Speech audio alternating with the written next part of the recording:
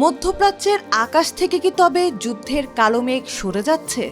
অসংখ্য নাটকীয় মোড় আর ব্যর্থ চেষ্টার পর অবশেষে চুক্তির কাছাকাছি ওয়াশিংটন ও তেহরান। দুই চিরশত্রুর এই সমঝোতায় মধ্যপ্রাচ্যে বড় ধরনের যুদ্ধের ঝুঁকি আপাতত কমলেও মাঠ পর্যায়ে স্থায়ী শান্তি ফিরতে এখনও অনেক কিন্তু রয়েছে। দীর্ঘ টানাপোড়েনের পর এই সমঝোতা চুক্তিতে পৌঁছেছে যুক্তরাষ্ট্র ও ইরান। 19 জুন যা সই হবে সুইজারল্যান্ডে। প্রত্যাশিতভাবেই চুক্তিতে সইয়ের আগেই নিজেদের বিজয় দাবি করছে উভয় পক্ষ। মার্কিন প্রেসিডেন্ট ডোনাল্ড ট্রাম্প অত্যন্ত আত্মবিশ্বাসের সঙ্গে ঘোষণা করেন, এই মহান চুক্তি সমগ্র অঞ্চলে শান্তি ও নিরাপত্তা বয়ে আনবে। অন্যদিকে ইরানের উপপররাষ্ট্রমন্ত্রী কাজেম গরিবাবাদি চুক্তি স্বাক্ষরের বিষয়টি নিশ্চিত করেন এবং একে ইরানের সামরিক প্রতিরোধের সাফল্য হিসেবে উল্লেখ করেন। এই চুক্তির পেছনে মধ্যস্থতাকারী হিসেবে সবচেয়ে বড় ভূমিকা পালন করেছে পাকিস্তান। দেশটির প্রধানমন্ত্রী শাহবাজ শরীফই প্রথমেই চুক্তির খবর বিশ্ববাসীকে জানান। চুক্তি অনুযায়ী বিশ্ব অর্থনীতির লাইফলাইন হরমুজ প্রণালীর উপর থেকে অবরোধ তুলে নেবে ইরান।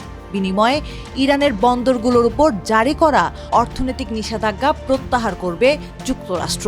তবে এই প্রক্রিয়া রাতারাতি নয়, বরং ধাপে ধাপে কার্যকর হতে পারে। প্রধানমন্ত্রী শাহবাজ শরীফ জানান, চুক্তির আওতায় লেবানন সহ সব সংঘাতপূর্ণ এলাকা অবিলম্বে ও স্থায়ীভাবে সামরিক অভিযান বন্ধ করা হবে। কাগজে কলমে চুক্তির পথে এগোলেও বাস্তব পরিস্থিতি এখনও বেশ জটিল। প্রধান জটিলতাগুলো মূলত দুটি জায়গায়: এক, লেবাননে ইসরায়েলি অভিযান; দুই, ইরানের পারমাণবিক সক্ষমতা। লেবাননে হিজবুল্লাহর বিরুদ্ধে ইসরায়েলি অভিযান বন্ধের ইঙ্গিত দেননি বেনিয়ামিন নেতানিয়াহু। গত সপ্তাহেই হিজবুল্লাহর রকেট হামলার জবাবে বৈরুতে ইসরায়েলের বিমান হামলা পুরো চুক্তিকে ঝুঁকির মুখে ফেলে দেয়। শেষ পর্যন্ত ইরান পাল্টা ক্ষেপণাস্ত্র হামলা থেকে বিরত থাকায় পরিস্থিতি নিয়ন্ত্রণে থাকে। এর আগে একাধিক যুদ্ধবিরতি ভেঙে পড়ায় এই চুক্তি সত্যি লেবাননে স্থায়ী শান্তি আনতে পারবে কিনা তা নিয়ে সংশয় রয়েছে।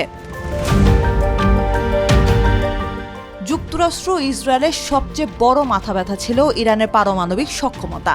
এই চুক্তিতে ইরানকে পারমাণবিক অস্ত্র তৈরি থেকে দূরে রাখার বিষয়ে কতটা কঠোর ব্যবস্থা নেওয়া হয়েছে তা এখনও অস্পষ্ট।